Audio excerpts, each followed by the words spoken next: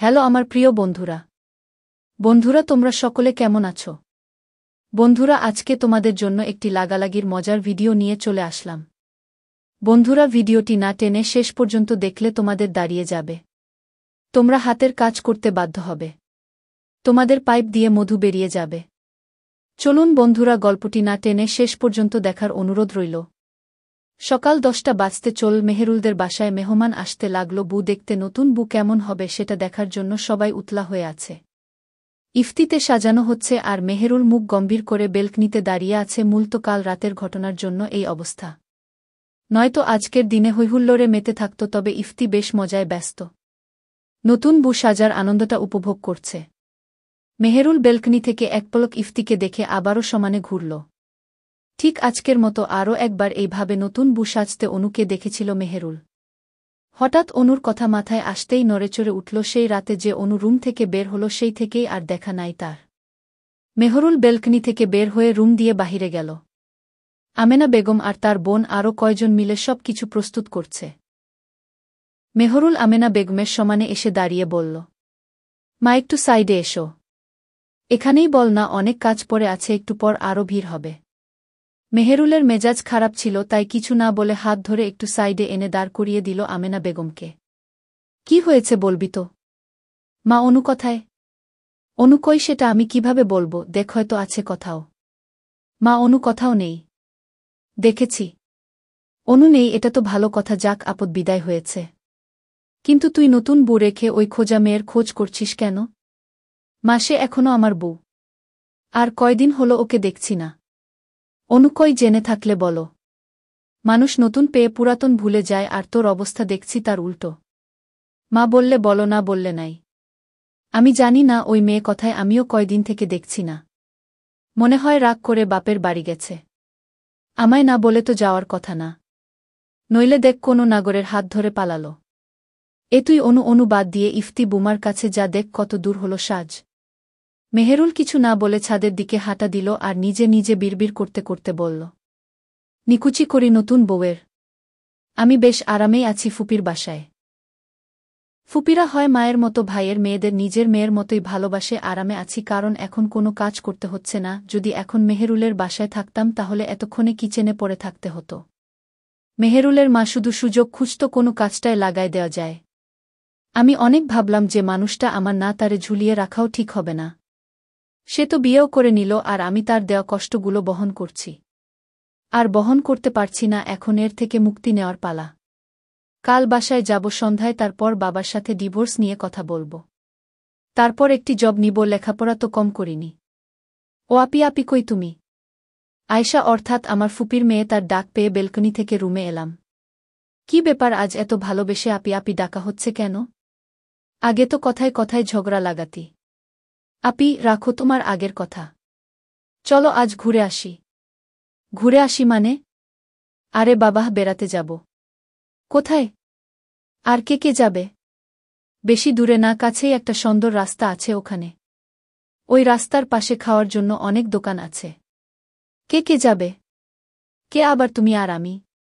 আমি যেতে ফেতে পারবো না, সর। আয়শা আমার দিকে তাকিয়ে অসহায় ফেচ করে বলল, তুমি আর আগের মতো নেই আপি। আগে আমায় নিয়ে কত ঘুরতে, কিন্তু এখন না করে দিচ্ছ। আর কথা নাই। বলেই চলে যেতে নে আমি হাত টেনে মাথায় একটা টোকা দিয়ে বললাম, খুব ইমোশনাল কথা বলতে পারিস দেখি। ছাড়ো আমায়, তোমার সাথে কথা নাই। বয়স 1-5 হলো, তবুও বাচ্চামো গেল না। ওকে দাঁড়া, আমি রেডি হয়ে আসতেছি। তুমি সত্যি যাবে? হুম। আচ্ছা তাহলে আমিও রেডি হই। যা। কিন্তু পরব কি? তুই যে সুন্দরী, বোরকা পর। আজ সুন্দর না জন্য এইভাবে বললে আপি? ওহ তাই নাকি? শুনলাম তোর পিছে নাকি তোদের পাশের বাসার ছেলেটা ঘুরঘুর করে। আয়শা লজ্জা নিয়ে বলল, তুমিও না আপি? অমন কিছুই নয়। বুঝলাম না আমার সামনে দাঁড়ানো মেয়েটা এত লজ্জা পাচ্ছে কেন? আপি দূর থাকবই না। বলেই আয়শা চলে যায়। আমি হাসতে হাসতে শেষ, বেচারির বেশ লজ্জা। আমি আর দাঁড়ালাম না, একটি শাড়ি নিয়ে ওয়াশরুমে গেলাম। কোথাও যাওয়ার আগে গোসল না করলে কেমন জেনে লাগে, তাই গোসলটাও সেরে নিলাম। সকালের খাওয়া দাওয়া সব শেষ হয়েছে অনেক আগেই। ইফতিকে সাজানো শেষে নির্দিষ্ট একটি জায়গায় বসানো হয়েছে। সবাই বু দেখতেছে, কেউ কেউ মুখের সামনেই রূপের বর্ণনা দিচ্ছে, আবার কেউ কেউ আড়ালে সমালোচনা করছে। আমেনা বেগম সবাইকে মিষ্টি মুখ করাচ্ছে। একসময় দুজন প্রতিবেশী মহিলা তার সামনে এসে বলল, কি গো মেহেরুলের মাতা, এই নতুন বউয়ের থেকে কত টাকা যৌতুক নিলে? শুনলাম মেয়ের বাপ নাকি বেশ বড়লোক। ঠিকই শুনেছ, বেশ বড়লোক। আর একজন মহিলা বলল, এতই যখন বড়লোক তো এমন ঘরে বিয়ে দিল কেন? মেয়ের কি খুঁত আছে নাকি? দেখতে তো বেশ সুন্দরী।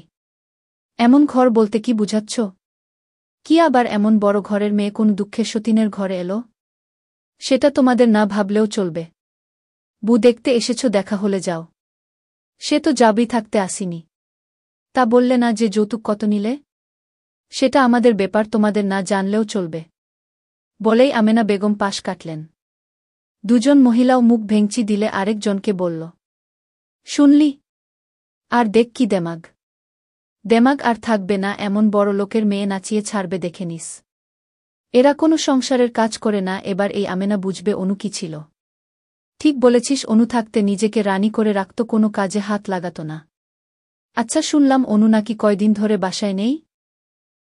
আমিও তো শুনলাম, মনে হয় মেয়েটা অতি কষ্টে বাড়ি ছেড়ে গেছে। কতজনে এই কষ্ট সহ্য করতে পারে বল? কিন্তু মেয়েটা বেশ ভালো ছিল, দেখা হলেই সুন্দর করে কথা বলত। আচ্ছা চল, একটু পান খেয়ে চলে যাই। মেহেরুল ছাদের এক কোণায় দাঁড়িয়ে আছে। তার ফ্রেন্ডদেরও দাওয়াত করা হয়েছে, তারা একটু পরেই আসবে, তাই ওদের অপেক্ষায় আছে। কিন্তু তাকে একটু চিন্তিত লাগছে অনুর অনুপস্থিত নিয়ে। কোথায় গেল?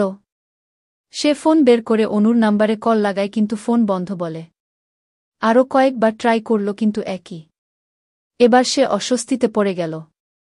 কিছু একটা মনে পড়তেই আবারও কল লাগায় কারো নাম্বারে, রিসিভ হতেই বলল, হ্যালো ভাবি, কেমন আছেন? কে বলছেন? আমি অনুর হাজব্যান্ড। কি মনে করে কল দিলেন? অনু কি বাসায় গেছে? ফোনের ওপাশের জন হলেন অনুর ভাইয়ের বউ।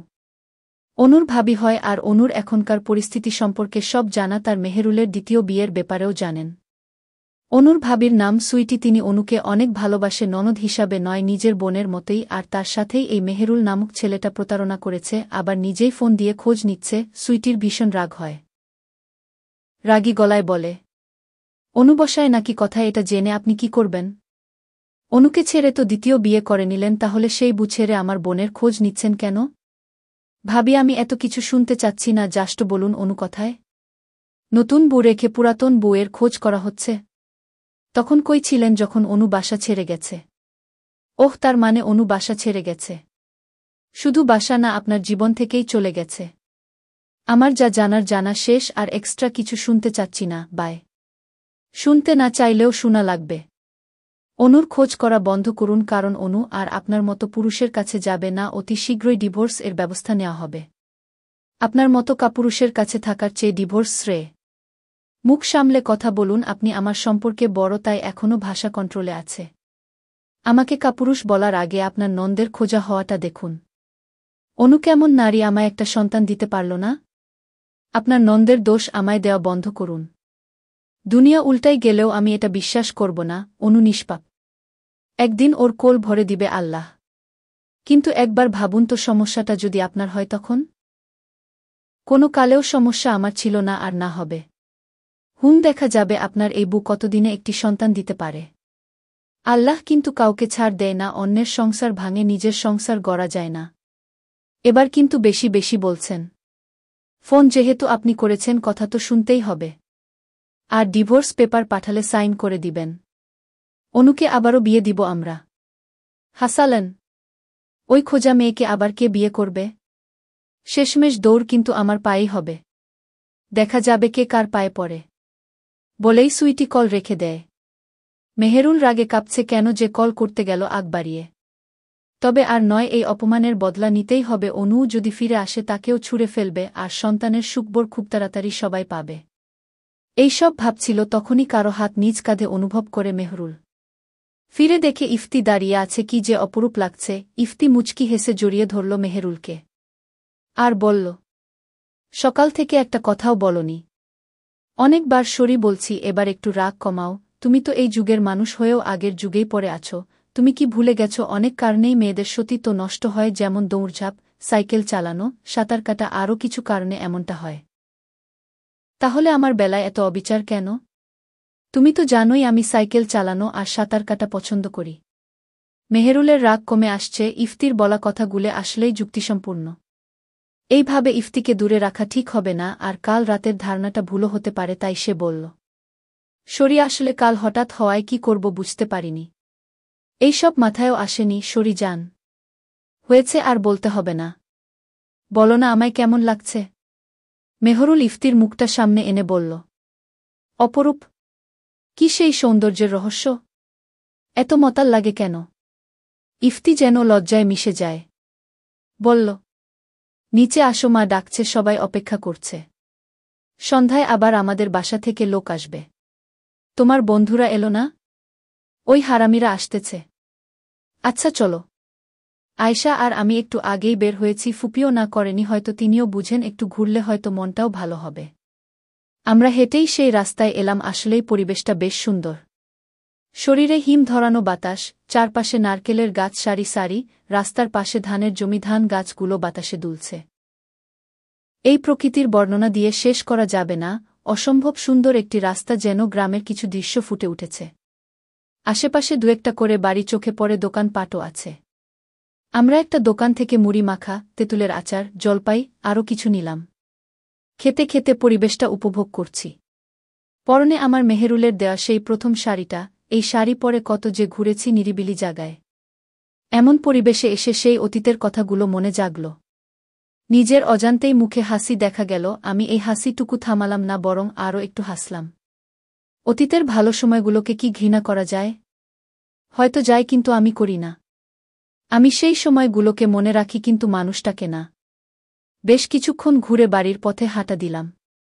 সন্ধ্যায় আকাশে সূর্যের লাল আলোয় ভরে গেছে। একটু পর এই ক্লান্ত সূর্যটাও ডুবে যাবে। ইফতি আর মেহেরুলের মাঝের জামেলাও শেষ, দুজনেই বেশ উপভোগ করছে। ইফতির বাসার লোকেরা এলো বলে। ঠিক একটু পরেই ইফতির পরিবারের লোকরা এলো। অনেকজন এসেছে। সবাইকে আপ্যায়ন করা হচ্ছে, যে যার মতো আনন্দ করছে। ইফতির মা রুজিনা বেগম, তিনি মেয়ের কাছে গিয়ে বসলেন, ভালোমন্দ করা বললেন মেয়ের সাথে। এক এক করে সবার সাথে কথা হতে লাগল। জেসমিন বেগম মেহেরিমার হাত ধরে ঘুরে বেড়াচ্ছে। জেসমিন বেগমের কোলাহল ভালো না লাগলেও নাতির জ্বরে এসেছে, নয়তো রুমেও থাকত। দাদু শোনো না। বলো, শুনছি। বাবা কথায়? বাবাকে দেখছি না যে। তোমার বাবা সবার সাথে সবকিছু সামলাতে ব্যস্ত। সোনা আচ্ছা দাদু, তুমি তো আমায় বিয়ে দিতে চেয়েছিলে, বলো না কবে বিয়ে দিবে? জেসমিন বেগম নাতির কথায় হেসে বলল। আগে তোর বাপে বিয়ে দেই, তারপর তোকে দিব। তুমি বাবাকে বিয়ে দিবে? সোনা, তোমার জন্য নতুন মা আনব। তুমি সত্যি বলছো দাদু? নাকি মজা করছো? জানো, আমার সব ফ্রেন্ডদের মা আছে, শুধু আমার নেই। বলেই মুখটা কালো করে নিল। সেটা দেখে জেসমিন বেগম মেহেরিমার থুতনি তুলে ধরে বলল।